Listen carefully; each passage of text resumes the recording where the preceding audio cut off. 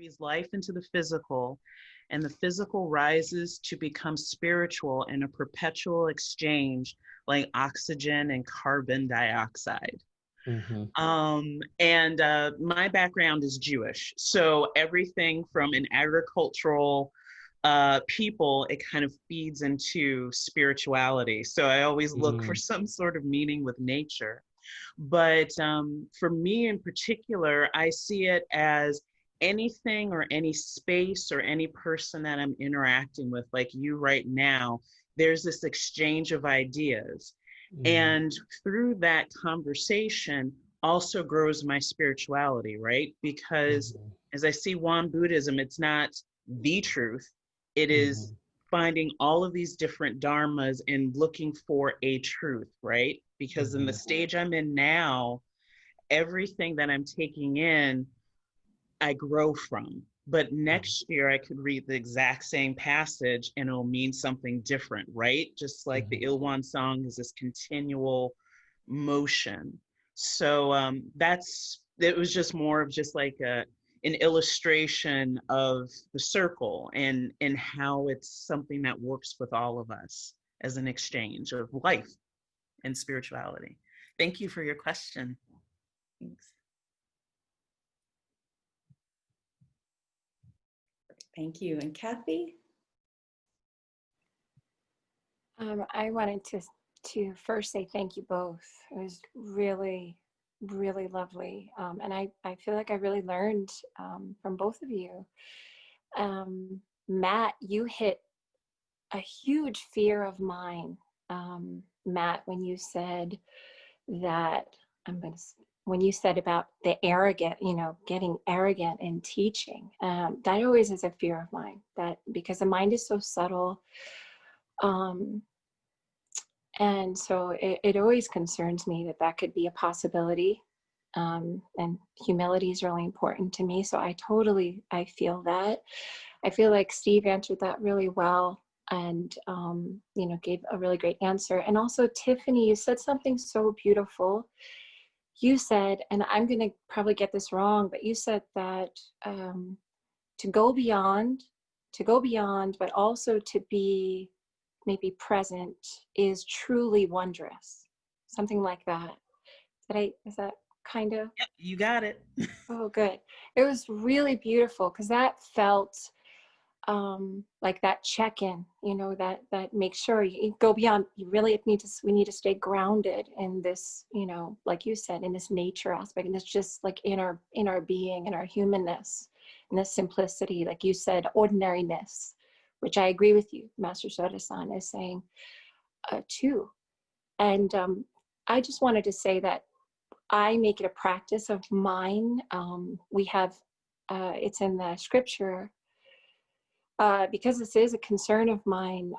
It's on page 45 with the items of heedfulness and temple visits that, we need to check in with our spiritual mentors. You bring your questions to temple and then assess. After you've questioned them yourself, we bring any kind of enlightened moment or any kind of doubt to our teachers. And I make this a very serious practice of mine. Like, even if, I will always, even if I have like a Reverend Yu, I'm going to say, I always email Reverend Yu and say, like, Reverend Yu, I just had this dream, or I'm just telling you because I don't ever want a moment of, arrogance. I just want to say, like, I'm getting it out. I'm sorry, Reverend Yu. I'm getting it out. But, it's really helpful. I find that really helpful because then I don't think of it as special. I don't think of it as extraordinary. It sort of just lets me, keep it into perspective. So that's really, really helpful. And at some point, I hope we can talk more about that aspect, because I do think the mind is really subtle and that we have to be careful with that. But thank you. Both talks, I really loved it, both of them. Thank you for that, Kathy. Okay, would anyone else like to respond or ask a question or have a reflection about their own practice in relation to this? Go ahead, Matthew, yes. Sorry, I wanted to ask Tiffany a question as well. Sure. Um, I'm also a big fan of art and connecting it. Just, I mean, I love the paintings too, but I've also been in the habit of reading various novels and connecting them in to practice. So I wondered, have you ever found anything, any novel or any artist, or maybe even just a singular painting that you found unconnected to the Dharma? Oh, that's a Correct? really good question. Oh, oh, I'll have to think about that.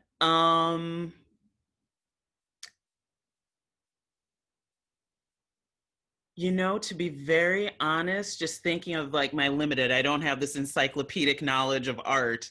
I wish I did, or of literature. But I think there's always, for me anyway, there's always that one piece that I can find, whether it's in a classical piece or even the most surrealist painting, right? It's about the message and how I interpret it, right? And how I personally take in the information that the artist is trying to convey.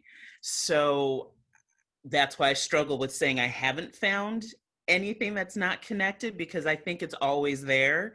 But the artist would probably disagree with me about its intention, whether it's a light or dark painting, and that's the beauty of art. And as you know, is from being an avid reader, you just uncover the more that you return back to the words or to the brush, so to speak. It just changes as it goes forward. But that's an awesome question. Thank you.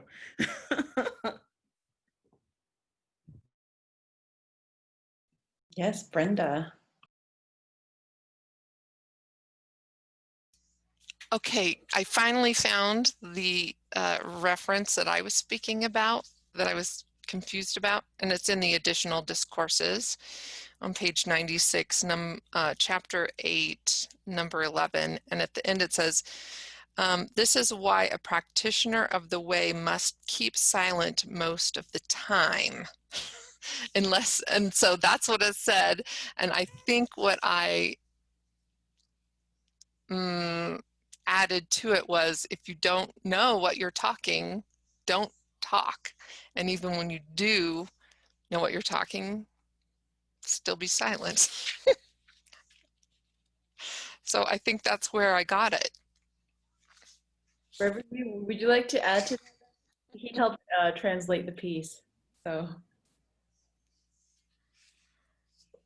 Reverend, you? Wait, what page is it, Brenda? I'm trying to look for it. It's Right, 96. page 96, chapter 8. Chapter 8, number 11. 11. The very last sentence. For the saints and the sages' words, their teaching come out of the context. So when we literally compare lots of their dharmas, there are a very contradictory things. But in this case, our founding master is more emphasized on the spiritual cultivation part. So generally speaking, it is true. We use too much of our brain and we talk too much. Let's make it simple. If all people in this world speak less or talk more, in which way this world will become better? So probably my teacher told me that's why we have 2 ears and 1 mouth. At least we needed to listen others' word twice as much as we speak. Yeah. So Lao Tzu said that it's a very extreme case. The people who knows does not speak. The people who speaks does not know. Yeah.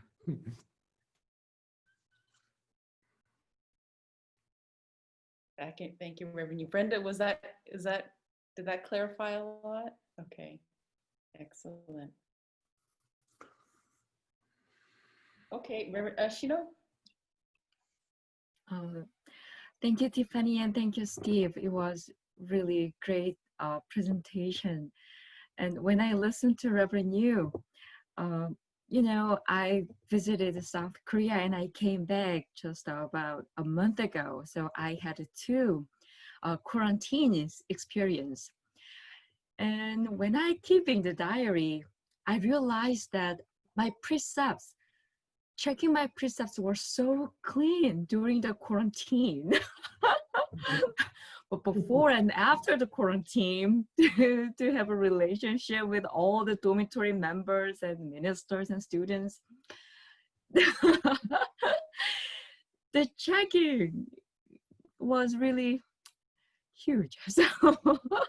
So I thought, wow, this practice is really not in the mountain. It's a real practice in the mundane life with all the human beings and all the other relationships. And I was before this class, I was focusing on the founding motive of teaching. So I thought, number one, I need to realize about my status. I'm slave of what? So when I saw Tiffany's the third drawing or painting, I thought I was blind sometimes or many times. If I don't see, if I don't use my eyes as Ilwan Sang, then I'm blind. But if I really don't know about that, then I think I might think, even though I'm blind, then I would think I'm right. You know what I mean? And when I saw the Steve's wave beam, is it right? The balancing thing. We usually think about this kind of material is material, like car or like phone, some things. But our thinking, our thoughts or emotions are also arise and ceases. Once it arises and ceases, they are the material too. Because I'm the minister, I think I'm not attached to real material things that much. I said that much, but I'm slave of my emotions. If somebody trigger my, my pride or my self-esteem, somebody makes me my self-esteem too low, then I'm the slave of my anger. Or if I believe something very strong, that I'm slave of my thoughts, my wrong belief. That is also a slave. So every time I feel that I'm a slave, that feeling, I'm not free of something, then I want to be free from that. In other words, I want to live in the paradise. So this founding motive should be my motive whenever I face the sensory conditions or whenever I feel the slave feeling. About a month ago, I'm a slave of chocolate. I couldn't, I'm working at the office, and every time I got stressed, I didn't feel hungry, but I grabbed the chocolate right after that. So I was a slave of that. So that kind of things. So luckily I'm free of that. It doesn't matter the chocolate. I think I'm free of chocolate, but once it goes, the other thing comes all the time. So this practice is never ending. So Thank you, Tiffany and Steve.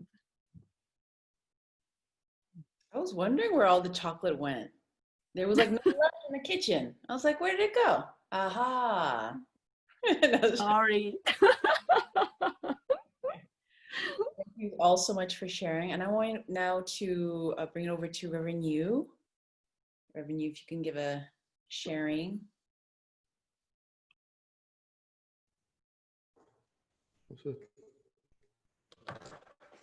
Okay. Good evening. During the Buddha's time, there were a lot of philosophical or metaphysical controversy, like the universe is infinite or finite, the human nature is good or bad, etc. Regarding that, as we all know, Buddha used the analogy of a man who was hit by a poisonous arrow. The point of the Buddha was where the arrow came from, who shot the arrow, what kind of a poison is that? It does not matter. The point is to neutralize that poison as soon as possible to save that person. The one and the only thing that I teach is human suffering and the path to end it. Buddha really emphasized. His teaching is just focused on how to get rid of the human suffering. Simple and very clear. But the cause of suffering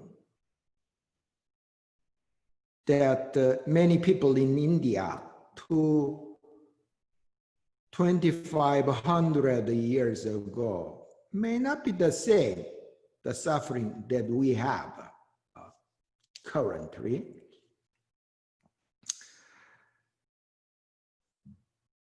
When I was a leader, I asked my mother, I was also very close to my grandmother, Mom, when do you think your mother, my grandmother, was the happiest? Without any hesitation, she said, it is the time my grandfather bought a thermos bottle in order to keep the water, milk warm. So at that time, Korea was not able, did not have the technology to manufacture that. When my grandfather was on a business trip in Japan, he bought that thermos. Before she had that thermos bottle, my grandmother had 6 children. My mother was the eldest.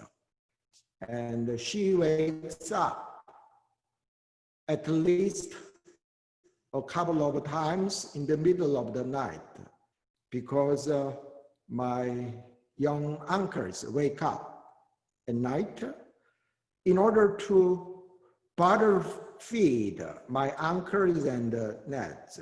She first have to go to the kitchen, which is outside the residence. In the winter, it's very cold. And she made a fire.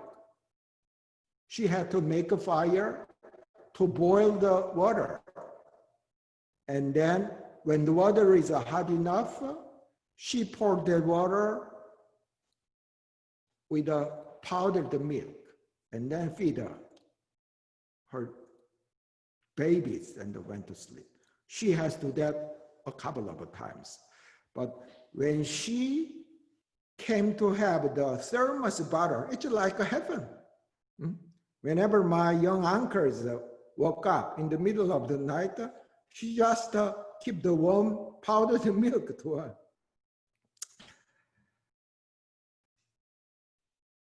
How many convenient things do we have in our life? It's not just a thermos bottle is a very minor thing these days. We have a washer, dryer, cars, computers. So people in older days might think that all people in this contemporary society are living a paradise, thinking what we have. Things in older days, kings and the noble people didn't have. But are we that happy? So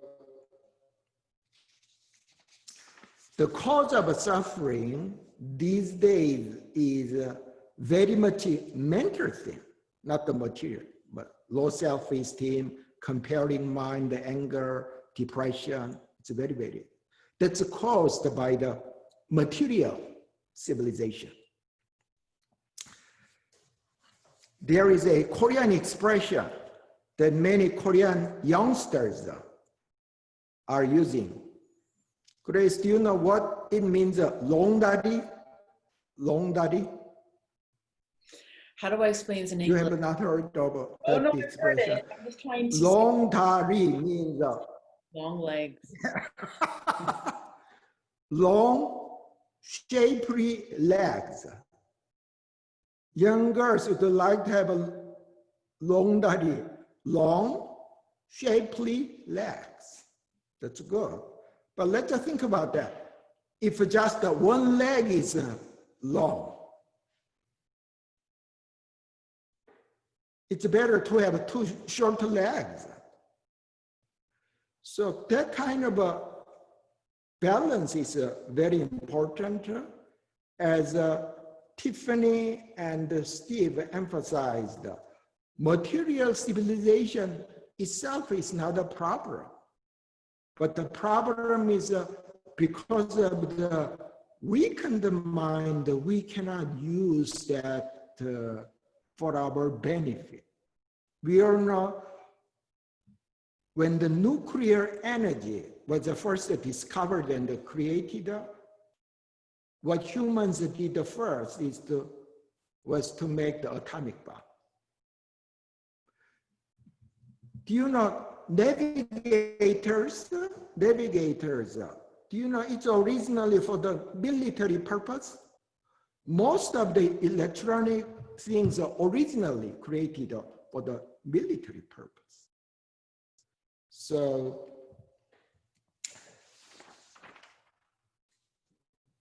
just like the Toynbee, the British historian, said, currently, the material civilization is advancing like the speed of a rabbit, whereas the progress of a spiritual civilization is walking like the step of a turtle. This kind of a situation, our founding master said, it is like a child having a knife. If a knife is held by a wonderful adult chef, with the knife, he could make a wonderful food. When just immature little children have a knife, he can play with the knife and he can endanger himself. Exactly the current situation of the human beings. So we think, we especially as a practitioners think we are pretty independent and we reached a certain level of power of the mind, etc. But even though how long you practiced, the peer pressure is very strong. If everybody is walking to the right, even though you strongly believe and learned, walking to the left is correct, the path to eternally, but actually walking that path is not easy.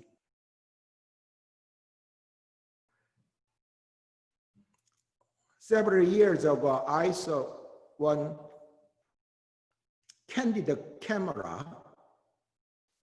One of the episodes was when one man stand in front of the elevator, he discovered when the elevator parted and opened, he was just surprised. All people inside stand not looking at him, looking at the bed. But usually, although the staff, the camera crew, standing at the bed. So he became a little puzzled. When he entered the elevator, he turned out standing at the bed. So consciously or unconsciously, we live in that way. What could be the big deal? But the thing is, if we live in that way, our life would be the life of agony and suffering. We cannot have a free, liberated, contented life. That's the point. So 2,000 years ago in India, Shakyamuni Buddha emphasized the cause as the cause of suffering, some inherent nature of dissatisfaction in our life, old age, sickness, or we have to encounter the situation which we would like to avoid. We have to depart from our loved ones, etc. But these days, whether it is in Korea, Japan, America, Germany, the cause of suffering many times is the material force. We are consciously, unconsciously influenced. So the founding motto is very, very simple. How could we lead our life, lead the people of all human beings to paradise? What's the technique? It is empowering our mind, strengthening our mind and heart. Let me show you.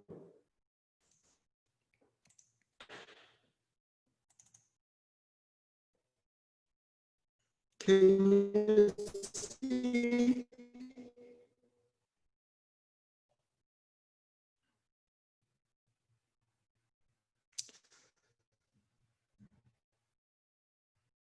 So, Isabel, why don't you read from today? Isabel or anybody, Bob, to read? Where is today? Today? Where is today? Can Yeah. you From here till here. Oh, today, okay. Today, with the development of scientific civilization, the human spirit, which should Okay.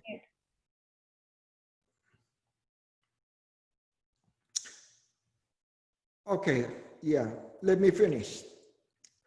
Our founding motive is to lead all sentient beings our founding motive to vast and immeasurable paradise. How? This is the point.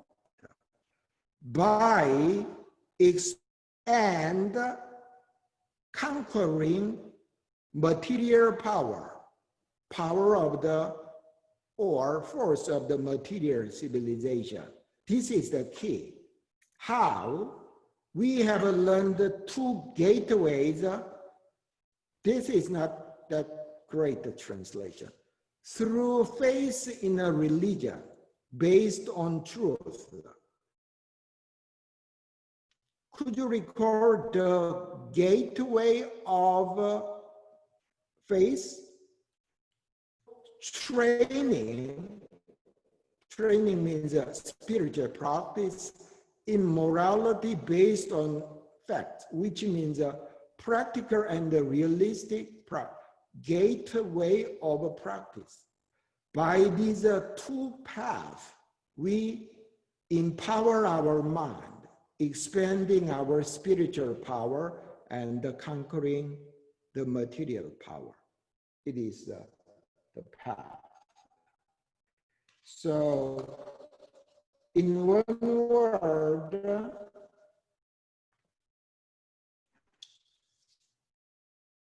let's wake up to live a fair life.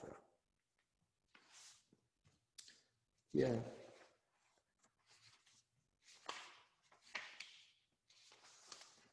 What I would like to say, the translation goes, the founding motive of the teaching, the original Korean,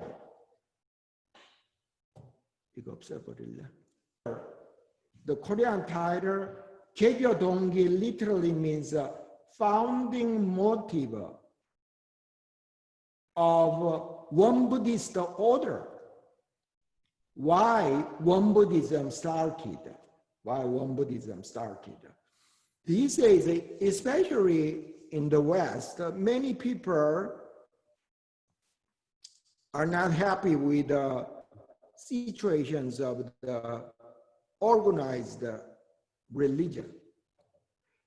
There are a lot of disadvantages, dark side of the existing religion. But despite all those shortcomings, why, as one another religion, our founding master started as a new movement or order? I usually use this analogy. For example, the pure Dharma, if it is like a food, eating that food is the objective. But without the spoon, chopstick, and the fork, it is pretty hard. So the religious structure itself may not be the food itself, but with those utensils, bowls, cups, it really facilitates our eating the food. So for example, our founding master's idea is if each and every person strengthen their mind, enhance their spirituality, we can swim across the Pacific Ocean.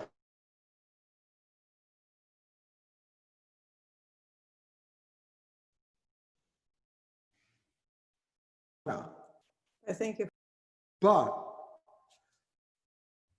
if our founding master created some ship, a very big boat, it's a far easier way for as many as people to cross the ocean.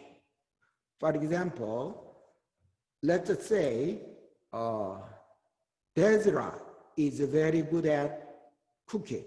That in that boat, you can just focus on preparing the food. I'm very good at cleaning. So I can clean the deck. Or some people are very good technicians. He can take care of the wheels, etc. If we do a very small part as a whole, as a community, we can very efficiently go to the land of nirvana. So my teacher used this analogy.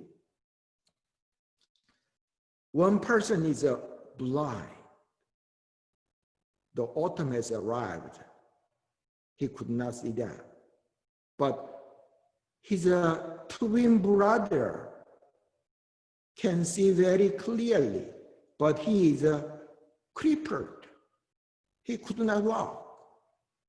How these two persons can enjoy the autumn foliage outside in Catskill Mountains.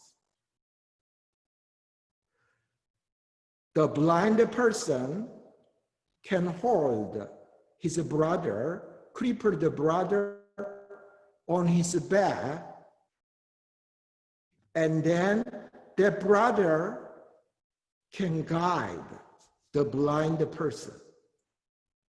So if we make a very small contribution to that salvation vessel, then the ship can easily go to.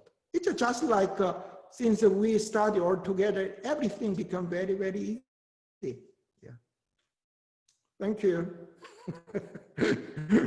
Timing, Reverend Yu. I was about to say 8 o'clock. It's now for our small group discussion, and there was a lot that we covered, even in the two presentations. So the question that Steve was asking was, what motivates you to be a teacher? But there's also the question of how are each of you balancing the material with the spiritual right now? And also discussing insights that you received from both presentations and also from Reverend Yu's lecture. So now we're going into small groups. Again, this is automatic, random. So here we go. So I'll give you, it will be 15 minutes and I'll give you a sign when it's close to being over. Butting into somebody else's business, but then it's not really somebody else's business, because if they're not wearing a mask, they're putting everyone at risk. And when do you speak up? And we all had some examples of that sort of thing. And we even got into parenting where children or even adults who have parents or grandparents don't like to take the advice of the wise ones, and the parents and grandparents, me being both, feel like we're the wise ones, and our children may disagree. And so when do you step in and say, gee, I think you're making a mistake here, whether it's in a relationship or financial or something you're doing physically or whatever, or not wearing a mask, whatever is happening. And how do you draw that line? Kathy, Tiffany, you want to correct me there or speak up? I think you did a great job. Thanks, Bob.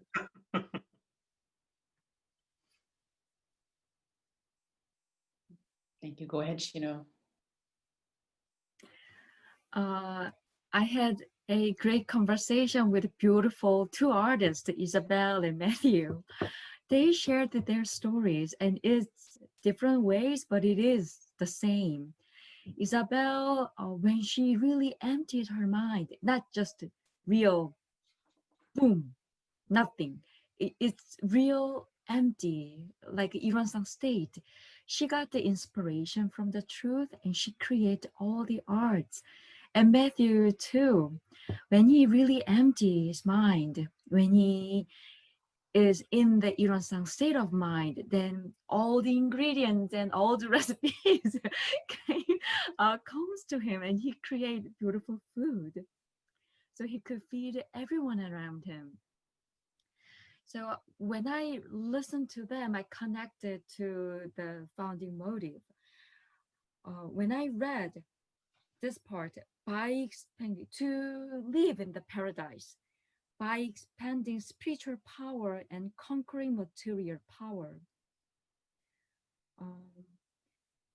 The Master Suttesan said we need two ways. One is faith in a religion based on truth, and the second is the training in morality based on facts.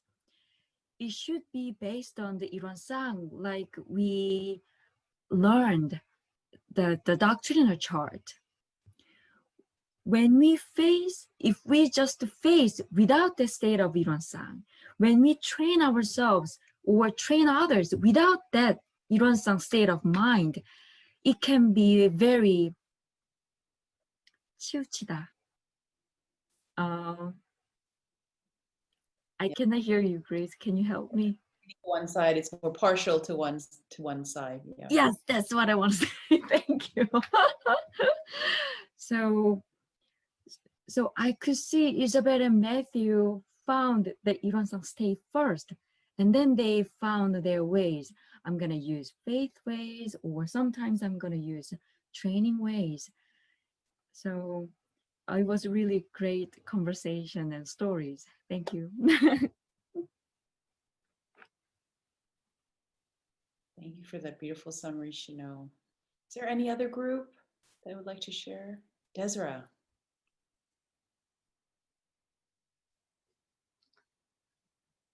I'm sorry, but I didn't get to ask Allison or Brenda if they wanted to say something about our group. Why don't you go ahead, because you spoke so eloquently again with us. You're really kind. Brenda and Allison, I actually learned from them. They kept telling me that they're the newbies. However, having a beginner's mind means that the learning never ends. And so to be able to have that openness, to be able to learn from everyone, everything, and every situation. So I thank you. What both of them really were struck by was just the material things that, for example, Allison gave this quote, and help me out, Allison, if I get it wrong. I think I wrote it down correctly. From the Bible, Christian Bible, what shall profit a man if he gain the whole world if he loses his soul? Yeah. And she explained that as, well, if you're neglecting your spirituality, well, what good does the material do you? What can you take with you anyway? What is everlasting? So what is our motivation now? And so that sort of turned into, okay, well, in this very moment, what is enslaving me? What in general is enslaving me? Sort of what we heard others talk about, for example, in general, what's enslaving me? I sort of said, well, can I use the precepts to find out what that might be? And in this moment, are there any emotions that are enslaving me? And so doing that checking every day in the practice, just to find out how I'm going through that process of then being able to find a middle way between the material and the spiritual, and then of course, ultimate liberation. So yeah, we kind of shifted in that way in our discussion. Wonderful, thank you for that, Desra. Okay, and how about, is it James's group? Does anyone want to share from that group? It's Franny, James, or Matt. Yeah, we talked a lot about connecting the difficulty of balancing the material with our spiritual practice, and we spoke a lot about just the tension that arises in daily situations in our lives, and how difficult it is for us to, at least for me, to catch myself in that moment, to as was previously mentioned, what is enslaving you in that moment. And it can be something as so subtle that enters our mind that ends up consuming our mind into negative patterns. And so talked a lot about that. I don't know if Matthew and Franny want to share anything.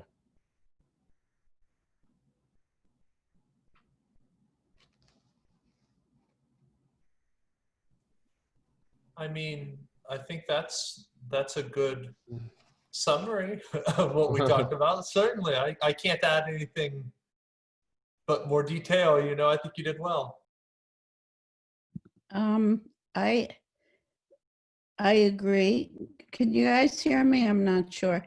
I just wanted to go back to the part about teaching, and what Reverend you said about why we have two eyes and one mouth. I mean, two ears and one mouth. And I think when you teach, if you don't use your ears to listen, then that really takes away from the teaching, because to me, teaching is very reciprocal. I mean, in most cases, especially as a yoga teacher, but or teaching health to people. If you're not really using your ears to listen at the same time that you're speaking, I think you're really not doing an adequate job, because it really is very reciprocal in order to really teach well. And that's all I have to say about teaching. Thank you. Thank you, everybody. And the last group, Christine. Christine, do you want to share? Sure. So we got a little bit into discussing how all the consumption that's going on in the world, and especially in the United States, because in the United States we are ultimate consumers, has really amped up a lot of the things that have happened with our environment. And Reverend Yu even said that he believes that the COVID virus came because parts of the world that are supposed to be frozen have melted, and maybe things came out that were supposed to be kept frozen for forever, and that might be part of why this disease is rampant. So a lot of people have had a chance to think about their consumption these days, because we can't consume the way we did. We can't go places the way we did. We can't, we're unable to spend the way we used to. And so I know even in my own circle, many of my friends have thought about, you know, what is important to them? What isn't important to them? What are they giving away? What do they really not need anymore? So that was part of the discussion. And then the other part had to do with talking less. And that piece from Hamilton came up. I started thinking about that from the show Hamilton, Talk Less, and I can't remember the other half of it. Smile more, talk less, smile more. Okay. Yeah, it was such a great song. And Tyra Banks was on Wait, Wait, Don't Tell Me the other day, and she said we all have to learn how to smize, which means to smile with your eyes, because we no longer have our faces to smile anymore. So, but it also means that we can't hear each other as well. And maybe talking less is really something we're going to learn from what's going on in the world these days and what's happening in our local communities, that just looking, listening, watching, waiting, and having some silence in our lives is something that can really heal all of us. So I think that's pretty much it, unless Steve wants to add, or Reverend Yu. They're both like, They talked enough. I love that smize. Smize. Smiling with your eyes, smize. So thank you all for that. And just logistical stuff now. Would anyone be open to leading the meditation next week?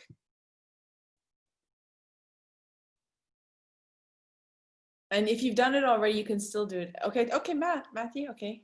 Thank you. And for next week's presentation, I'm just going down the roster now. Is Isabel and Bob, are you willing to present next week? Isabel and Bob? I see Tiffany clapping. I think she's cheering for Bob. Is that Bob?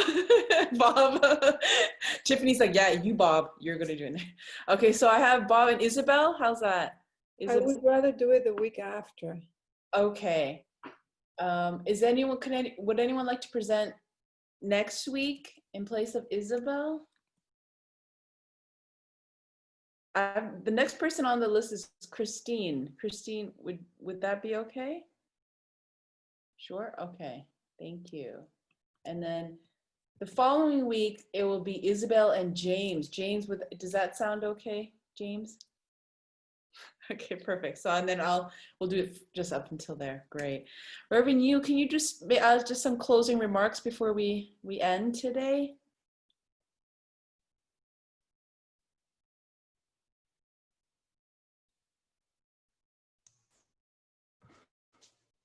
My mother's very close friend has a son who was very, very sick pretty often. Her only wish is to her child to go to the regular school, just like other students. But she really envies the parents whose children is healthy enough to go to the school on a daily basis. But think about that. The parents whose children can go to school without any problem are all happy. The parents who have the children, healthy children, to go to the school on a regular basis, their wish is different. Their children is good enough. For example, go to the Ivy Leagues, etc. 5 years ago, I joined some package tour in California. Grand Canyon, Bryce Canyon, etc. We traveled. The tour guide told us the previous week he led one group of blind persons. They were sent from Korea, funded by the Korean government.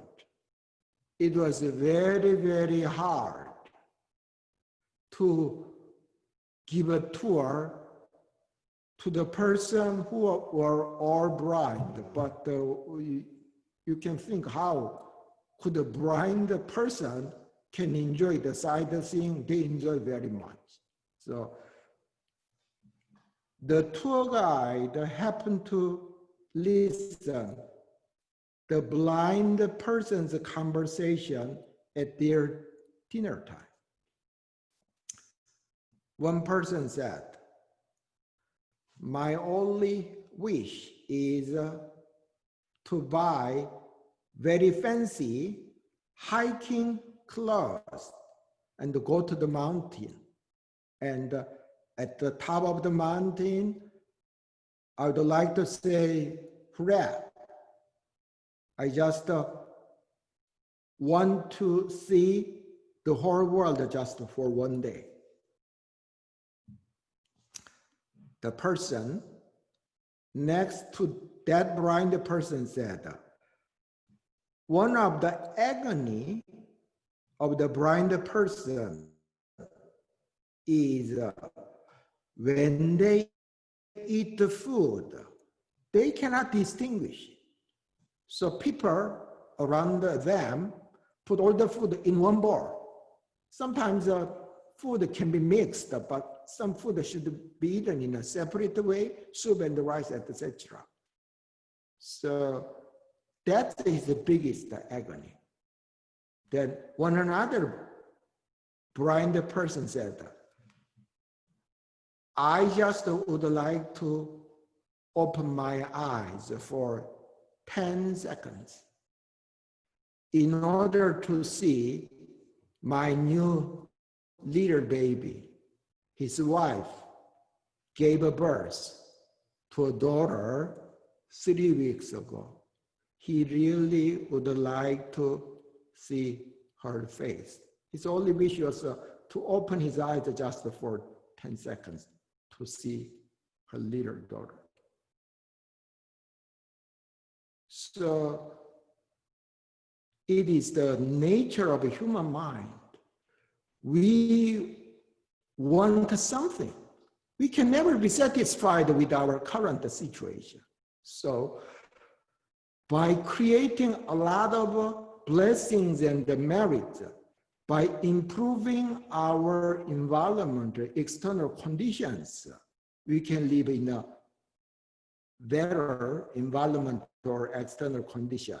That's important. The gateway of faith, the gateway to create blessings. But fundamentally speaking, we need to carry out mind practice to be liberated from all situations, good and bad, suffering and happiness.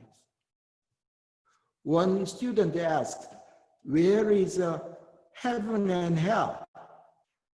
Our founding master said, if your mind is attached, if your mind is shackled with happiness and suffering, you are in hell. If your mind and heart goes beyond happiness and suffering, you are in heaven. We always heard the essence of the Buddha's teaching is our mind creates everything. Since everything is created by our mind, all those unwholesome things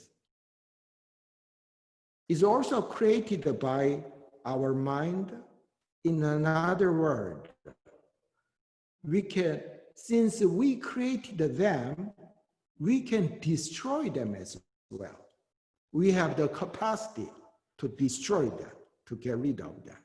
So let us not forget the gateway of faith and the gateway of practice. Thank you. Thank you so much for that. And on that note, we will end today's session. Everyone have a very good night, and we'll see you next week. Good night. Thank you. Thank you. Thank you so much. Thank you.